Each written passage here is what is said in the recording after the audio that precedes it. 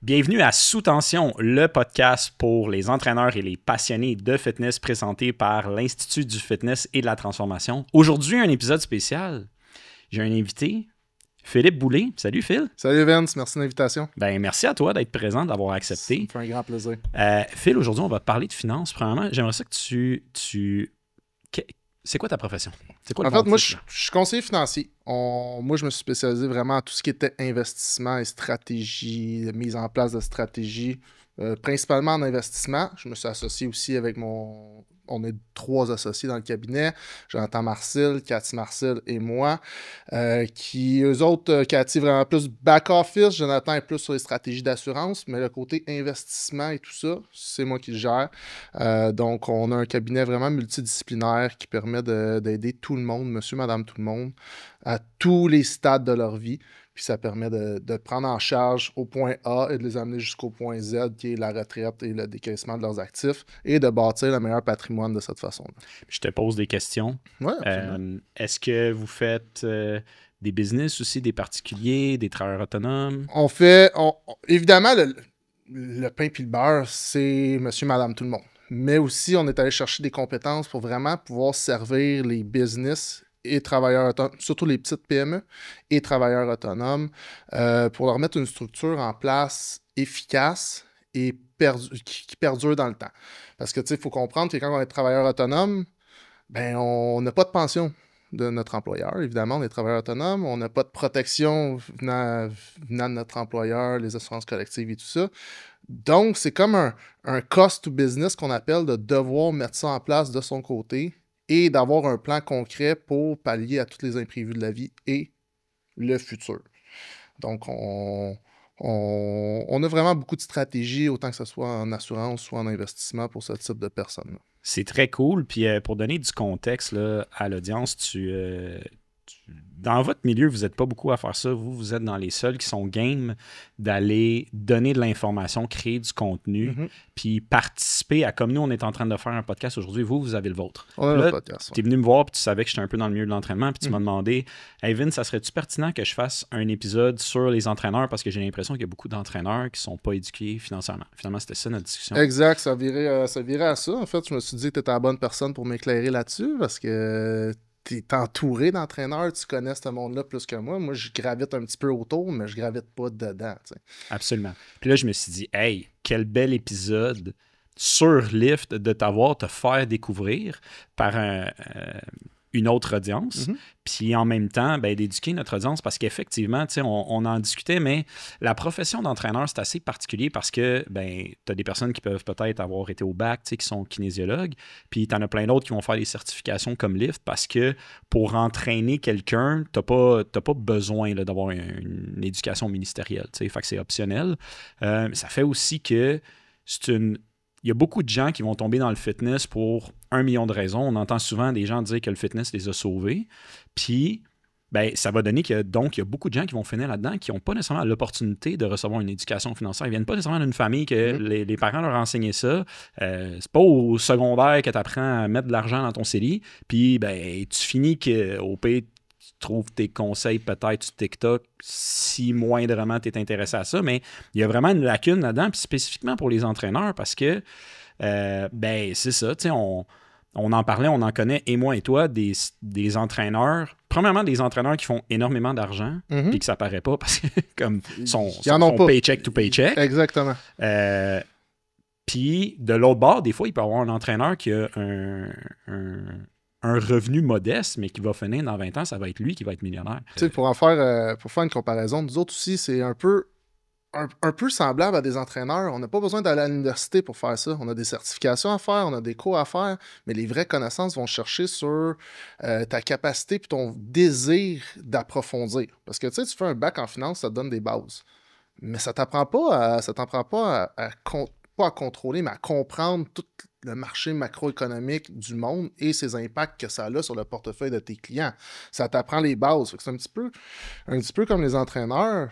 C'est un milieu qui est toujours en constante évolution, puis qu'on doit toujours se remettre au goût du jour et continuer d'apprendre pour être performant.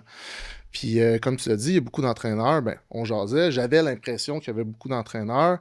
Tu sais, ceux dans le monde du fitness, c'est des gens très intenses, très focus, avec une discipline de fer souvent. T'sais, qui se lèvent le matin à même heure tout le temps, prennent leur café à même heure, lisent des livres, font leur yoga.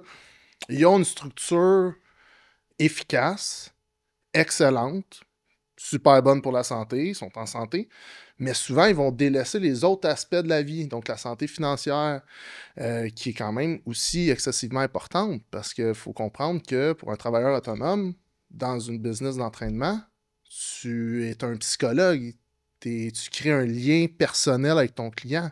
Ce lien-là ne se vend pas ou se vend très difficilement. T'sais, nous autres, on monte des books, on peut revendre le book, ça reste une gestion qui est quand même passive et certaines parties actives, mais quelqu'un d'autre peut prendre la relève, on peut le présenter, on peut le former à notre image. Mais le lien qu'on crée avec un client, moi avec mon entraîneur, le lien que j'ai, il me connaît depuis toujours, il sait mes hauts, il sait mes bas. Quand je vais le voir, c'est presque une séance de psychologie.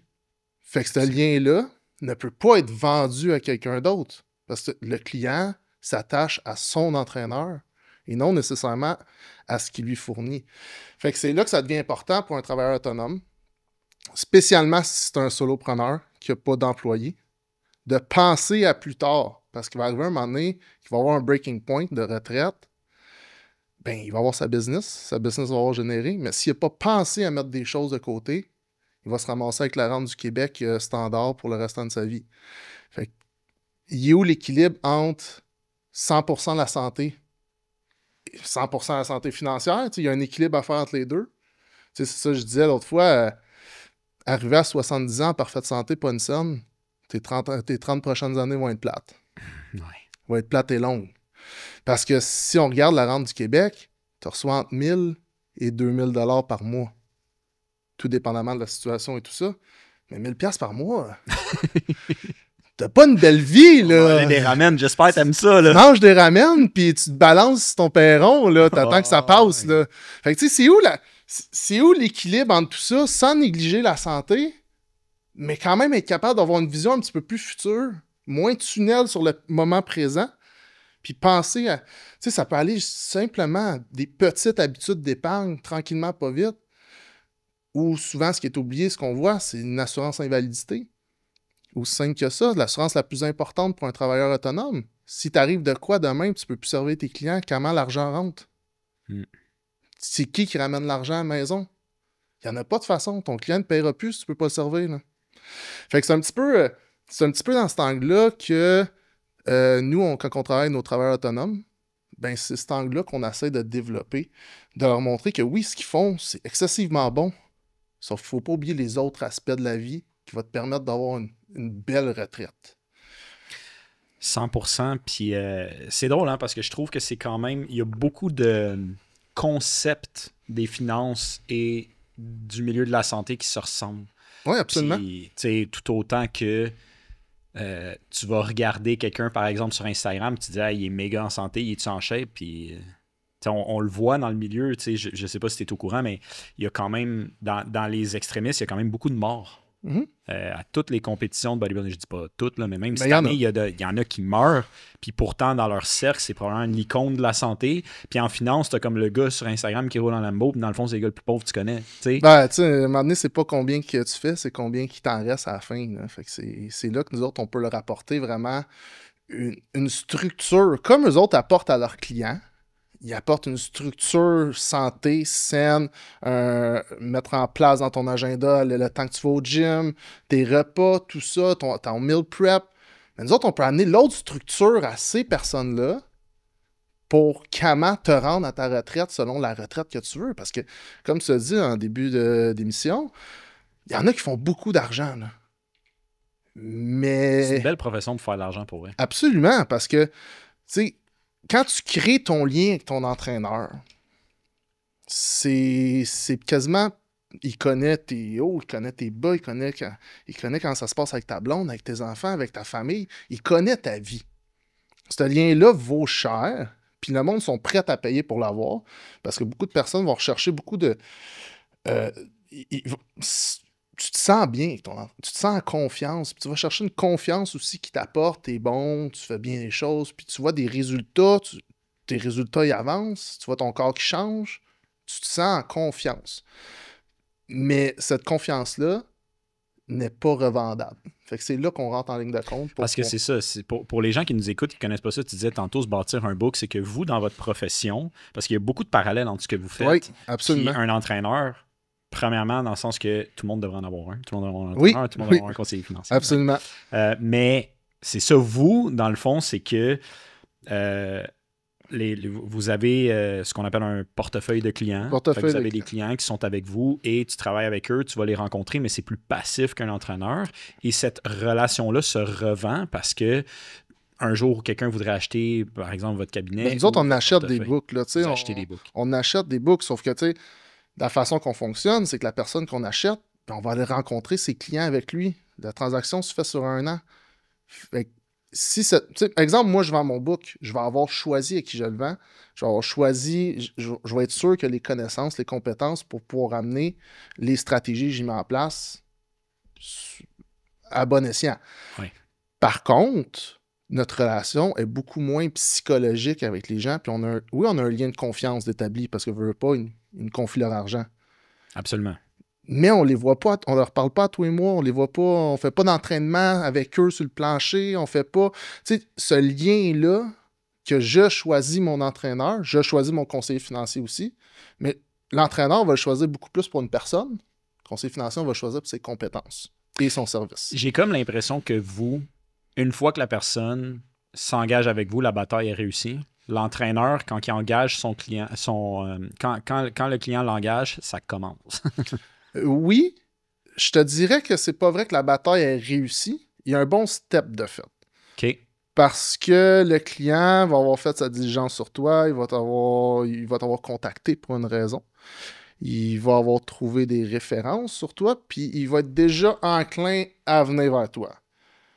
Mais après ça, tu as quand même un service à y donner parce que la compétition est rough, comme dans le milieu de l'entraînement. Oui, il y a le choix entre vous ou d'autres, dans le fond. En nous ou d'autres. Fait que la bataille est semi-gagnée. Il est avec nous, il est dans notre book, mais là, après ça, c'est à nous de deliver ce qu'on met en place aussi pour qu'il soit satisfait. Absolument. Sauf que un client que, si on retourne les 2 dernières années, ça a très, très bien été, il partira pas. C'était pas moi. Oui, OK, j'ai des choses que j'ai mis en place spécifiques qui ont fait en sorte que ça allait mieux que d'autres. Mais overall, tout le monde allait bien. Overall, le marché allait bien, tout le monde faisait de l'argent. C'est pas là que le client, on va le perdre. Si on perd un client, c'est quand les marchés vont mal et qu'on a des stratégies plus poussées à faire. Tandis que dans l'entraînement, j'ai l'impression que le client va s'attendre aussi à des résultats plus rapides. Il y a beaucoup de désinformation dans du fitness, puis c'est très difficile à contrer parce que le client va finalement se sentir « OK, là, je vais faire le move, là, je vais aller chercher un entraîneur, m'a manger du riz puis du poulet. » Puis là, pour ceux qui nous écoutent, je ne suis pas en train de dire que les clients en perte de poids devraient manger juste du riz et du poulet, là. Mais tu sais, comme les gens se préparent mentalement, ils disent « OK, là, je vais aller livrer mon combat. » Je vais faire ça pendant X nombre de temps, je vais arriver à tel résultat. Puis la job de l'entraîneur, c'est oui de le garder motivé, mais d'y apprendre aussi, hey, ça se peut que ça soit plus logique sur 1 an peut-être. Puis une fois que tu l'as fait, c'est comme pas. Tu peux pas retourner dans le gâteau le lendemain. T'sais. C'est ça. Puis l'entraîneur aussi, il y a, selon moi, une grosse tâche à faire sur comprendre le style de vie de son client. Absolument. C'est pas tout le monde qui est prêt à mettre 5 jours semaine de gym puis suivre un plan tous les jours strict et sans cheat. Il y en a que c'est moi le premier, je suis pas capable de faire ça. Je suis capable de le faire pendant un bout, puis après ça, je tombe sur une déchéance totale, puis j'arrête complète. Fait qu'il y a un équilibre que j'ai réussi à trouver, qui est bonne, qui est pas peut-être fast-paced 100% 1000 à l'heure, mais qui est bonne pour ma santé sur le long terme. Fait que si cet entraîneur-là est trop focus dans sa vision dans sa vision à lui et comprend pas son client, je pense que c'est là que ça devient encore plus dur de la passation à quelqu'un d'autre. Ça veut pas dire qu'il a les mêmes visions que la personne qui a engagée initialement. Tandis que nous autres, si mon profil d'investisseur est bien fait, je réussis à déterminer c'est quoi le bon budget que le client est prêt à allouer à ça, ben beaucoup de la job est faite. Il suffit juste après de continuer de gérer, d'amener ça le point souhaité et d'être présent quand il y a besoin. Mais l'entraîneur, c'est plus, j'ai l'impression que c'est plus, sans dire day to day, week to week. C'est plus constant. On parle à des informations dans le milieu du fitness. Moi, j'aimerais ça savoir, dans ton milieu, il doit en avoir de la désinformation. C'est quoi, là? J'aimerais ça que tu me dises. C'est quoi quand t'entends qui te fait grincer, là, qui t'agresse? Pitch-moi des affaires que t'entends qui t'agressent. L'immobilier, c'est mieux que tout. Ouais, OK. La crypto, c'est mieux que tout. Puis encore là, le stock market, c'est mieux que tout. Moi, ce qui me fait grincer des dents, c'est quand quelqu'un a une seule vision puis qui est pas capable de... Puis qu'il partage sa vision. C'est un bon orateur. Il connaît très bien ça, mais il n'a aucune connaissance sur le reste. Fait que je trouve qu'il y a beaucoup de désinformation par... moi, je les appelle les gourous YouTube, là, qui se créent des chaînes puis qui s'inventent traders, qui s'inventent ci, qui s'inventent ça. Les gens qui ont la recette magique, la recette miracle, puis qui ont réinventé la roue après 100 ans de bourse, puis les autres, ils l'ont trouvé là, c'est de la bullshit. C'est des gens qui essaient d'aller se vendre des formations, puis je suis 100% pour, j'en prends encore des formations, puis je vais toujours en prendre, mais qui vendent des choses vides, qui vendent des choses sans pedigree, puis qui font aucun sens, puis qui font juste empocher le cash, puis qui disent « Bah ben là, si tu réussis pas, c'est de ta faute. » Oui, c'est de ta faute si tu réussis pas, mais si ce que je paye pour, c'est de la merde, c'est de la merde. Fait que ça me fait grincer des dents, quelqu'un qui va me dire stock market, c'est de la merde, c'est juste l'immobilier qui est bon. Le crypto, c'est de la merde. Le stock market, ou le whatever what, il y a juste la crypto qui est bonne. Ou même, le stock market, il y a juste ça qui est bon, puis le reste, c'est pas bon. C'est pas vrai. Tout est bon, tout mérite d'être utilisé de la bonne façon. Puis un combiné de tout ça va nous amener encore plus de résultats. C'est comme si on dit entraîne-toi, mais mange pas bien, ça change rien. Ou mange bien, mais entraîne-toi pas. Il y a une balance à faire dans tout ça. Ou dors pas, on s'en fout, dors pas, mais mange bien. Il y a comme un élément de tout ça qui va faire en sorte que tu n'arriveras pas au résultat optimal que tu veux. Puis c'est un petit peu ça qui me fait grincer les dents, c'est cette désinformation-là que il y a une chose, c'est comme ça, puis c'est comme ça qu'il faut que tu fasses. C'est ça que moi qui vient me chercher le plus dans mon domaine. Je comprends. Puis vous, est-ce que vous pouvez accompagner les gens tout autant dans tous ces aspects-là, comme si, mettons, quelqu'un est intéressé à la crypto, à l'immobilier, c'est des choses que vous pouvez couvrir aussi? C'est des choses qu'on peut faire aussi. C'est des choses qu'on Je pense fait. pas que les gens savent ça. Non, mais tu sais, il y a des produits là, crypto, des ETF qui sont sortis de crypto. Moi, j'ai tous mes permis pour ça, fait que ça me permet d'y aller. C'est quoi un ETF, Phil? ETF, c'est un fonds négocié en bourse. Donc, exemple, on va faire ça plus simple. Tu veux de l'énergie, du pétrole, tout ça. Ben, un ETF, c'est un ramassis de compagnies du pétrole ensemble. Puis tu achètes des parts de ça. Moi, j'investis à la bourse, puis à la place d'aller choisir les compagnies, j'investis dans un ETF secteur qui représente un groupe, un secteur. Un secteur, puis avec ça, tu peux mettre plusieurs ETF ensemble qui te fait un portefeuille. Par contre, le ETF, c'est sûr qu'il n'y a pas de gestion active dedans. Donc, la gestion doit être faite à l'externe. Oui, le frais est plus bas, mais quelqu'un qui va devoir gérer ça à tous les jours va te charger plus cher. Fait que comme juste un milieu à faire entre des produits qui sont déjà gérés, des ETF qui ne sont pas gérés. Souvent, la crypto, ben, comme la crypto ne fait pas de compound, donc ne fait pas d'argent sur son argent, ben ça va être des ETF parce que tu achètes des parts de crypto-monnaie. Tandis que si tu vas dans des compagnies, des produits un peu plus standards, ben il y a un gestionnaire de portefeuille à l'interne, puis c'est pour ça que tu payes. Pour que ce gars-là, exemple, s'il dit « Moi, j'ai 50 stocks dans mon fonds », ben s'il y en a un qui ne marche pas bien, il le débarque, puis il y en a un autre. Fait que tu t'assures toujours d'avoir les meilleurs.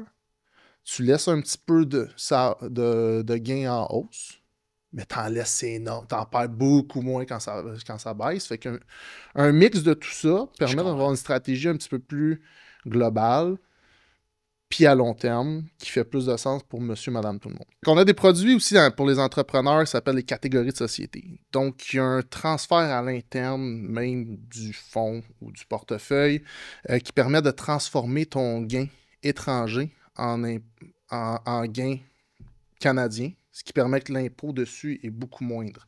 Donc, avec ces entrepreneurs-là, on a vraiment des produits nichés pour eux, qui leur permettent d'aller minimiser l'impôt qu'ils vont payer sur leurs gains, parce qu'on comprend que dans un portefeuille qui est sans avantage fiscal, donc pas le REER, pas le CELI, pas le CELIAP, qui ne sont pas disponibles pour les entrepreneurs. Ben, ils sont disponibles pour les entrepreneurs, mais pas pour les business.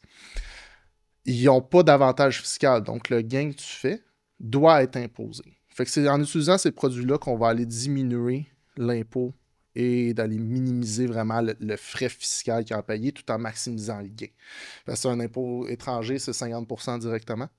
sur du gain étranger, tandis qu'au Canada, ça va être plus dans les alentours de 28. Donc, on va quand même sauver un énorme parti qui aurait été dans les poches du gouvernement qu'on garde dans le portefeuille avec ce type de stratégie-là. Je comprends. Puis, dis-moi, pour notre audience qui nous écoute, je pense qu'il doit y avoir énormément de gens qui en ce moment n'ont pas de conseiller financier. Puis je pense qu'il va y avoir des gens qui sont dans toutes sortes de situations financières. Ouais. Entre quelqu'un qui en ce moment, peut-être qu'il a des dettes, peut-être quelqu'un en ce moment qui est comme neutre, quelqu'un qui a un peu d'argent de côté, quelqu'un qui en a beaucoup. À quelle étape est-ce que tu penses que quelqu'un devrait vous écrire, mettons, ou devrait vous rejoindre? À 20 ans. À 20 ans. À 20 peu importe ans. sa situation. Peu importe la situation. Pourquoi? Parce que nous autres, on est rendu 5 dans le cabinet. On a aussi des gens qui travaillent pour nous. Fait qu'on ça nous permet de ne pas se limiter sur le portefeuille. Ce qu'on cherche, c'est des gens qui veulent avancer. C'est ça notre but à base. Là. C'est oui, on gère de l'argent, mais nous autres, on est là pour éduquer. Puis c'est pour ça qu'on fait du contenu. C'est pour ça qu'on fait le podcast. C'est pour ça qu'on soit des entrepreneurs. On veut éduquer. On cherche à donner aux gens ce qu'ils n'ont pas, parce qu'on le voit à travers nos clients, le manque d'éducation. Si tu sais c'est quoi un CELI puis un REER, ça fait déjà partie du 5% les plus éduqués. C'est insane. Ça, je vais l'astérix, là. Répète ça. Si tu sais c'est quoi un CELI et un REER et tu comprends leur fonctionnalité, tu fais partie des 5% les plus éduqués en termes de finances. OK, fait que Phil, c'est quoi un CELI, c'est quoi un REER? On va les rendre dans le 5%. Parfait, excellent. Ton CELI, en fait, c'est un programme, c'est un compte épargne libre d'impôt. Donc, ton argent que tu mets dedans, c'est de l'argent qui a déjà été imposé sur ta paye que tu prends, que tu mets dedans. Par contre, tout le gain que tu fais ne sera jamais imposé. Donc, tu viens vraiment maximiser ton argent à l'abri de l'impôt que tu peux utiliser quand tu veux. Fait que là, j'ai fait 50 000 cette année en tant qu'entraîneur. Mes affaires, ça commence à bien aller. Je me suis fait imposer, il me reste X montant. Whatever. Je prends, dans ce qui me reste, on va dire, il me reste 40 000. Je prends 100 $ de ça, je vais l'investir. Dans 50 ans, je le retire, ça vaut, je sais pas, 1000 $, on va dire. Je me fais pas imposer sur le 900 $ de profit directement dans tes poches. Grâce au CELI. Exactement. Super. Un REER. Un REER, en fait, on va utiliser le REER, c'est le régime enregistré d'épargne retraite. On va l'utiliser pour aller diminuer ton imposition. Donc, exemple, tu as fait 60 000 dans ton année, tu as mis 10 000 en REER, tu as payé durant ton année de l'impôt sur 60 000, mais en mettant 10 000 en REER, ton vrai salaire devient 50 000. Donc, c'est là qu'on va aller chercher des retours d'impôt parce que l'excédent payé en impôt entre le 50 000 et le 60 000, le gouvernement te le doit. Donc, en utilisant le REER, on va aller chercher un retour d'impôt, diminuer ton salaire sur le coup. Par contre, il est seulement, je vais mettre un astérix, puis je vais le compléter après, il est seulement décaissable à la retraite. Parce que, vu que tu as une diminution d'impôt dessus, ils veulent aller rechercher de l'impôt quand tu le sors. Donc, la stratégie optimale est de le décaisser à la retraite où ton revenu va être plus bas. Donc, payer moins d'impôt dessus. Fait que tu as un gain. Quand tu le retires, il compte dans cette année-là comme un revenu. Comme un revenu. Exactement. Donc, cette année, je l'enlève de mon revenu pour le placer, le faire fructifier, pour le déplacer ce montant-là à plus tard comme un revenu. Exactement. Puis c'est plus tard, normalement, ton revenu va être moins gros que maintenant. Fait qu'il est là le gain. Il est là vraiment le gain. En plus d'avoir ton gain sur le moment du retour d'impôt ou diminution de ta facture d'impôt, plus tard, mais que tu le ressortes, il ne sera pas imposé au même montant. Fait que tu as un autre gain qui s'est fait et tout, pendant ce temps-là, il croît aussi. Fait que tu fais d'autres argent que oui, il va être imposé, mais ça reste du gain que tu fais avec ton argent au lieu de le donner au gouvernement. J'ai mis un astérix. On peut le retirer avant la retraite, sans problème. Par contre, on va être imposé à notre plus haut taux marginal. Donc, on sait que au Québec, c'est des paliers d'imposition. Si ton dernier palier, on va dire, est à 43 %, bien, tout ce que tu vas retirer de ton REER va être imposé à 43 %. Je comprends.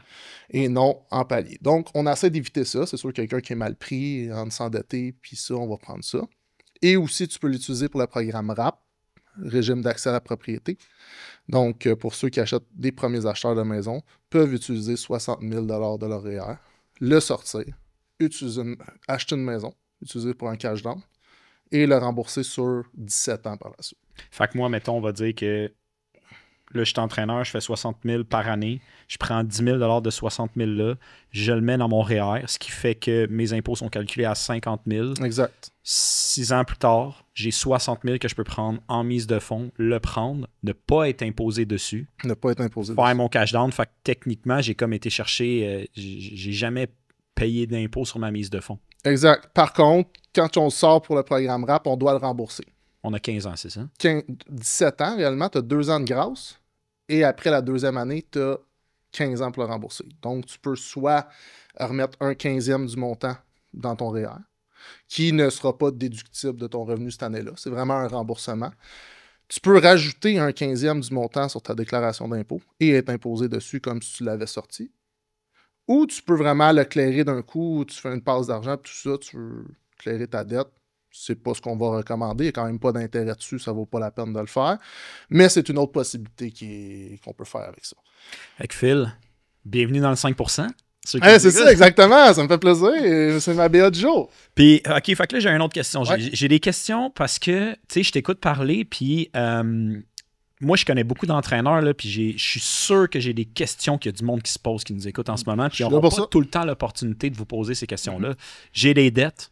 Je devrais-tu aller investir ou payer mes dettes en premier? Tout va dépendre de ton taux d'intérêt sur tes dettes.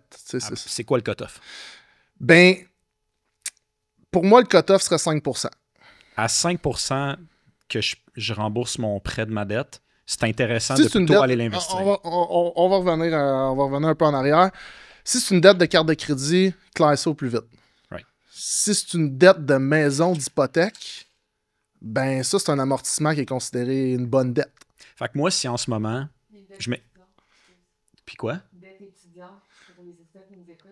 Puis une dette étudiante, Phil? Une dette étudiante, tout dépend. Tu sais, de mémoire, la dette étudiante n'a pas de taux d'intérêt dessus. Fait qu'il en rembourse une partie, mais sans se dépêcher nécessairement. Il faut prendre en considération aussi que les CELI REER disponibles à 18 ans seulement. Donc, l'avantage CELI, qui est le véhicule financier le plus avantageux, n'est pas disponible avant 18 ans. Donc, c'est sûr qu'il y a quand même, ça serait de s'asseoir avec l'étudiant, s'il est majeur, et de déterminer avec lui c'est quoi tes prévisions dans le futur. Tu t'enlignes pour faire quoi comme job? Ça va être quoi tes revenus quand tu vas commencer ta vraie job? Est-ce qu'à ce moment-là, ça va être plus là que ça va être intéressant de rembourser? Ou tu t'enlignes pour pas faire énormément d'argent dans ta vie, puis ça va devenir un fardeau fiscal encore plus gros quand tu vas devoir rembourser. Fait que vraiment, ça va être du cas par cas pour la dette étudiante.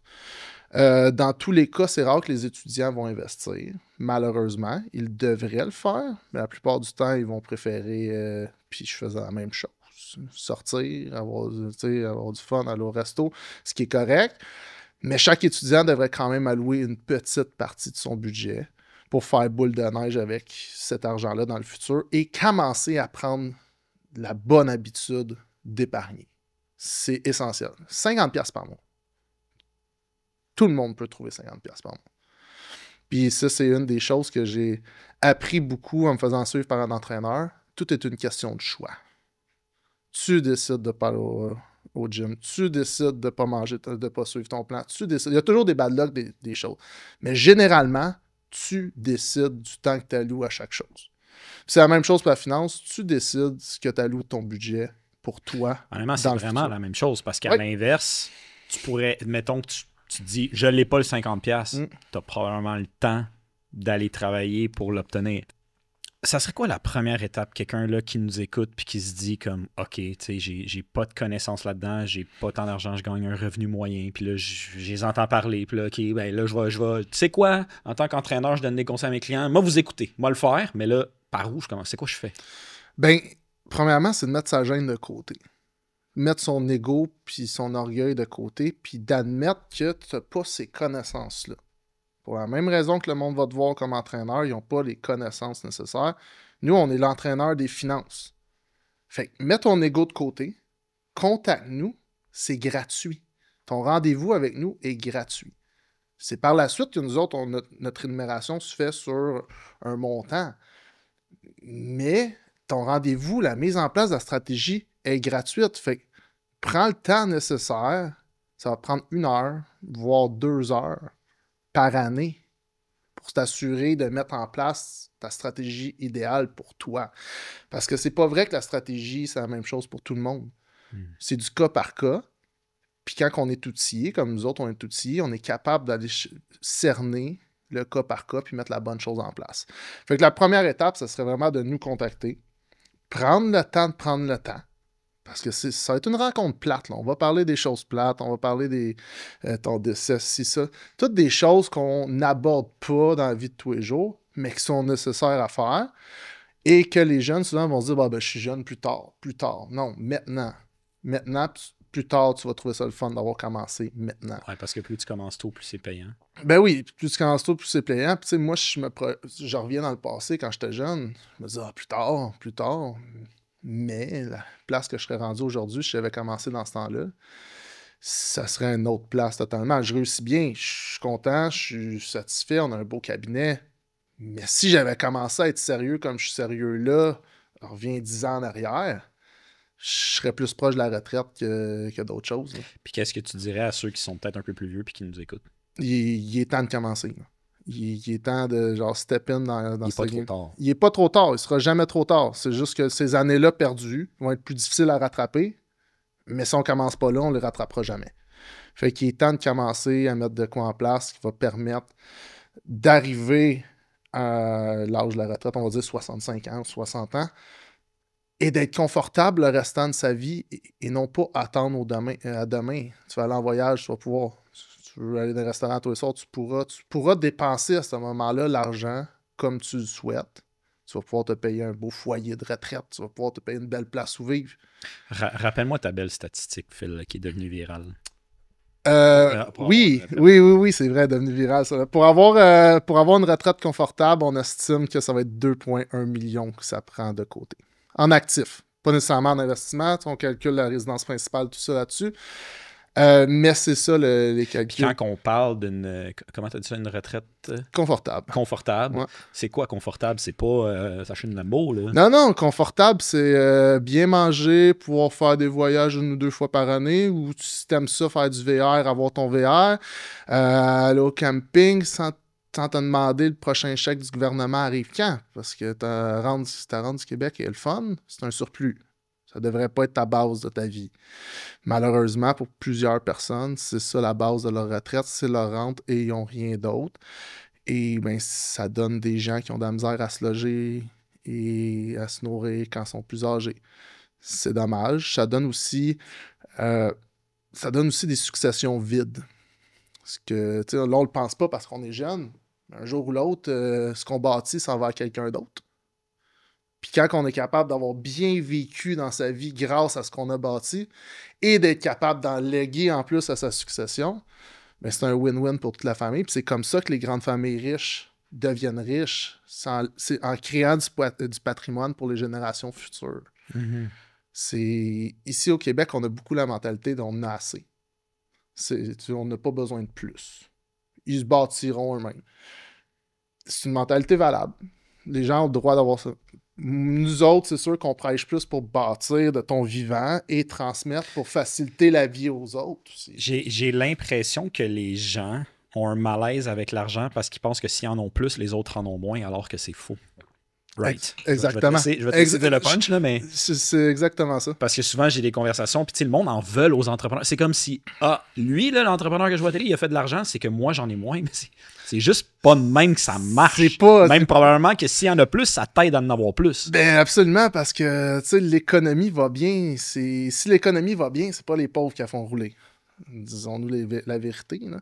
C'est les riches qui payent leurs impôts, qui payent leurs taxes, puis qui consomment, qui font rouler les petites entreprises. Qui génèrent des opportunités, qui à la fois peut rendre les gens qui sont actuellement pauvres devenir riches à leur tour. Qui engagent, qui bâtissent, qui créent, qui dépensent. Qui va manger au resto, qui paye ton salaire de serveur, qui t'engage comme entraîneur. Exact. Qui t'engage comme conseiller financier. Exact. Fait qu'on devrait tous avoir une mentalité d'allouer... Let's get rich. Pas nécessairement let's get rich. Parce que let's get rich. Moi, je vais le dire. Let's go les entraîneurs. Mais la richesse, c'est tellement personnel. C'est tellement... Chaque personne a une définition de la richesse différente. Fait que, tu sais, je trouve ça trop simple de dire let's get rich. Parce que ça fait trop slogan USA, make it great again. ça fait trop ce slogan-là que pour moi, ça veut absolument rien dire. C'est quoi pour Vincent être riche? C'est quoi pour moi être riche? 2,1 millions à retraite. Ouais, Un minimum. ouais, c'est un bon début. C'est ça. Moi, c'est ça ma valeur de la richesse. Mais est-ce qu'être riche tout seul au détriment de pas avoir ma fille, d'être seul dans mon foyer à me balancer, est-ce que c'est ça ma richesse pour moi? Non. Fait que, encore là, c'est une question d'équilibre, de juste milieu.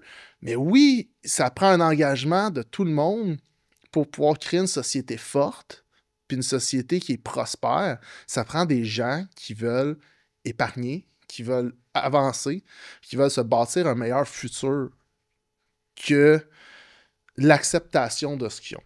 C'est souvent ce qu'on va voir, c'est du monde qui accepte leur sort plutôt qu'essayer de bâtir plus loin. Puis, je dis pas que tu as besoin d'être un entrepreneur pour eux, c'est ça. Il y a des gens qui gagnent excessivement bien leur vie en étant employés. Puis c'est des employés de luxe, de qualité. Pour ceux qui nous écoutent, moi, je vais même renchérir sur ce que tu dis. Je suis prêt à mettre ma main au feu que les statistiques sont qu'il y a beaucoup plus de monde, beaucoup plus riche qui sont employés qu'entrepreneurs. Et je serais prêt à parier que même le revenu de la personne en tant qu'employé est rarement une corrélation avec s'il finit par être plus riche. Le métier les gens les plus riches, c'est les comptables. Puis Non, mais il y a une raison à ça, là. Ouais. La plupart sont employés, sauf qu'ils se structurent financièrement. Puis si on revient au gym, c'est comme un plan d'entraînement avec un plan de nutrition et des suppléments à travers ça. Ils structurent un plan pour arriver à une réussite. Mais eux autres se structurent un plan financier pour arriver à une réussite. Clairement. Puis l'assurance est mal vue, souvent. Parce que le monde, c'est de l'intangible. Fait que tu payes pour quelque chose que tu ne toucheras pas, puis tu payes pour protéger tes autres de ton décès ou de ta blessure. Fait que les gens le voient comme ils le voient comme l'argent pitché dans les poubelles. Mais tout le monde assure son char, tout le monde assure sa maison. Puis il y a un bien plus gros... Tu sais, ta maison contre le feu. T'as 1% des maisons qui vont brûler. Mais t'as 40% des gens qui vont contracter un cancer. Pourquoi t'assures ta maison à 1% de chance, mais tu t'assures pas toi, qui est le générateur de revenus, qui ramène... Si tu fais 100 000 par année, t'es malade pendant 2 ans, ça te coûte 200 000. Là. Par rapport aux assurances, tu me diras si je me trompe, mais je pense qu'il y a des véhicules pour comme investir à travers l'assurance. Ouais, de toute façon, c'est plus payant de le faire que de pas le faire, d'avoir des assurances, right? Peut-être absolument. Que tu peux embarquer là-dedans, je suis pas la meilleure personne. Absolument, tu as des assurances qui sont vraiment là pour des besoins temporaires qui coûtent pas cher, puis ils ont un purpose, un but de protéger des choses X. Mais il y en a d'autres que tu peux investir à travers l'assurance, puis ça capitalise à peu près à 6% par année libre d'impôt. Ce qui est quand même intéressant. Puis ça t'amène... C'est vraiment, par exemple, un investissement de vision très long terme. Mais quand même, c'est le fun de savoir que, justement, tu sais, parce que là, tu disais, les gens ont l'impression qu'ils mettent leur argent dans les vidanges, mais puis tu me reprends si je dis quelque chose de pas grave, important, mais tu peux investir, mettons, dans ton assurance vie et faire du profit avec dans le cas où tu décèdes pas. Et donc, tu n'as pas mis ton argent au vidange. Tu l'as fait fructifier en plus de protéger tes proches. Sauf que c'est de l'intangible. C'est ça qui est difficile pour comprendre aux gens parce qu'ils ont un bout de papier. Ils ne peuvent pas le toucher. Tu achètes un char, tu le touches. Tu vas au gym, tu te vois ton corps changer. Ça, il n'y aura pas de changement à travers ta vie, à part une appréciation de la valeur. Mais ce type d'assurance-là... La quiétude, ça vaut cher. Exact. Ben moi, je suis blindé bord en bord. Mais je ne suis même pas assurable en assurance invalidité. Puis ça, je vais le dire aux gens, prenez une assurance invalidité rapidement. C'est l'assurance la plus difficile à avoir. C'est la plus nécessaire.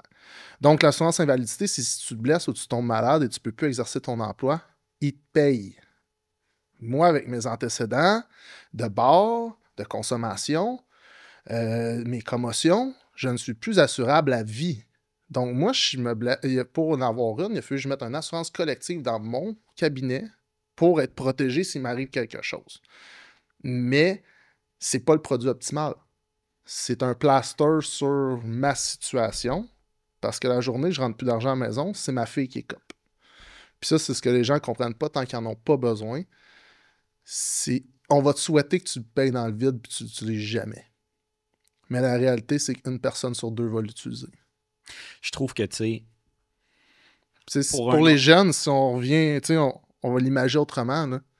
Si ils aiment le casino, ils aiment tout ça. Tu as plus de probabilité de te blesser, de toucher ton assurance et de gagner au blackjack. Tu sais, un entraîneur qui nous écoute, je trouve qu'en quelque part, si tu demandes à tes clients de trust the process, faire des gros sacrifices, d'arriver chez vous le soir puis pas te caler une pizza quand ça te tente, si ça te démange. C'est le fun. Hein? Oh, man, j'en parle. Grosse journée de tournage de podcast, là, la pizza après est bonne. Hein? Mais, tu sais, je trouve qu'il y a une parallèle à se dire, c'est ta responsabilité aussi de prendre soin de ta santé financière. Puis comme ce que tu conseilles dans la santé de tes clients, applique ça aussi. Trust the process, va voir un professionnel, fais des petits efforts qui vont compound la vie. Parce que comme dans la santé, c'est les petits efforts d'aujourd'hui, c'est de ne pas se caler sa pizza, d'aller au gym un matin qui fait une différence dans 60 ans, dans 40 ans, dans 20 ans, peu importe. Tu sais. Ça va, même à court terme, ça peut faire une différence. Parce que la journée que ton char pète, tu as besoin d'une réparation rapide. Ben, tu l'as quand même, cet argent-là. Puis après ça, tu vas avoir la décision de dire, OK, je vais le prendre sur ma paye ou de ce que j'ai dans mon compte chèque. Ou mal pris, j'ai pas besoin de mettre sur ma carte de crédit. Je peux le prendre de mon compte que j'épargne, qui me fait des rendements, qui me... Tu sais, plus loin que ça, mettons dans ton CELI, t'as un montant considérable, puis tu as besoin de prendre 10 000 de REER. Ça se peut que ce soit 10 000 de gain que tu as fait, puis que ce soit même pas ton argent qu'on utilise. C'est ton gain qu'on va prendre pour aller mettre dans ton REER après. Fait que l'argent que tu te crées, tu vas pouvoir l'utiliser pour d'autres projets, d'autres investissements qui vont pouvoir t'amener, ou même aller te chercher ça, puis aller te payer des formations pour ton entreprise. Fait que tu peux aller compound sur ton investissement pour après ça améliorer ton sort grâce à lui. Fait que tu prends l'argent que ton argent a fait faire, puis tu achètes des formations chez Lyft. C'est exactement. Malade. C'est ça, c'est parfait. Je trouve que, tu sais, les gens qui s'entraînent beaucoup, les entraîneurs, ont fini par avoir une vision qui est, tu regardes quelqu'un, mettons, par exemple, qui est vraiment mal en point, qui est obèse, puis tu te dis comment il peut vivre de même. Moi, je peux vous faire une parallèle. Tu sais, maintenant, j'ai quand même une certaine sécurité financière, puis je me sens vraiment pareil, de me dire, je peux pas croire que j'ai vécu autrement. Je me rappelle que, mettons, tu sais, plus jeune, j'ai été dans des situations où tu te dis, mettons, il t'arrive une bad luck, je sais pas, tu pognes un ticket, puis ça te fait parce que tu pourras pas aller super en fin de semaine, ou l'autre affaire que tu avais prévue, encore moins être dans marde, là, tu sais. Mais comment ça change une vie d'avoir, tu sais, ton fond de côté pour les imprévus. D'avoir, tu sais, que no matter what, tu vas tu vas être correct, tu seras... Exact. Tu te payeras peut-être pas un yacht à ta retraite, ou tu auras ça moins, mais juste d'être en partant, là, ça, c'est tellement incroyable comme feeling. Tu vas pouvoir faire des cadeaux aux fêtes puis à Noël à tes enfants, tes petits-enfants. Ça t'empêchera pas de manger, ça t'empêchera pas de te loger plus tard. C'est un beau feeling à avoir. Puis tu sais, comme tu dis, moi aussi, j'ai... Excusez. J'ai déjà vécu paycheck to paycheck. Y a-t-il quelque chose de plus stressant que ça? C'est malade. Puis c'est la réalité de tellement de monde. Puis je pense que ça rend les gens malades, pour vrai. Ben, ça rend les gens malades, puis en fait, c'est qu'ils sont pas encadrés, puis ils vont chercher les informations par des gens non professionnels. Sur TikTok. Ben, c'est pas... Oui, il y en a des non professionnels sur TikTok. Nous autres, ce qu'on transmet, c'est professionnel. Mais peu importe le médium que tu utilises pour aller chercher ton information, il suffit juste de trouver la bonne, parce qu'il y a de la bonne information partout, mais il y a aussi de la désinformation partout.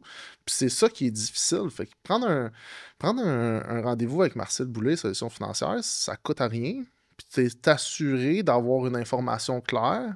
Puis si jamais on l'a pas, on va te trouver quelqu'un qui l'a, cette information-là, parce que c'est pas vrai qu'on a la science infuse sur tout non plus. Mais on a aussi la décence de dire qu'on l'a pas, cette science infuse-là. Fait que c'est ça. C'est important. Phil, on a vu énormément de choses aujourd'hui. Beaucoup d'informations, puis je pense qu'on pourrait jaser encore pendant des heures, pour vrai, parce que moi, je ne fais que commencer. Mais pour finir l'épisode, j'ai envie de te poser une dernière question. Ouais. Vu le contexte économique en ce moment, la discussion autour des finances, c'est vraiment lourd. Je sens qu'il y a beaucoup de gens qui se sentent actuellement comme s'ils sont au centre d'une tempête, qui n'ont pas le contrôle, puis qui se sentent découragés de commencer. Ça va-tu vraiment faire une différence de mettre 50$ de côté ce mois-ci? Qu'est-ce que tu aurais envie de dire à ces gens? Ce que j'aurais envie de dire, c'est qu'il faut regarder des fois ce que le passé nous a appris. Ils ont raison. On est dans une tempête qu'on n'a pas le contrôle actuellement. Mais ce qu'on voit aussi dans cette tempête-là, c'est qu'un tweet, une chose qui est dite peut faire crasher les marchés. Le lendemain, il peut dire autre chose, puis les marchés font des records.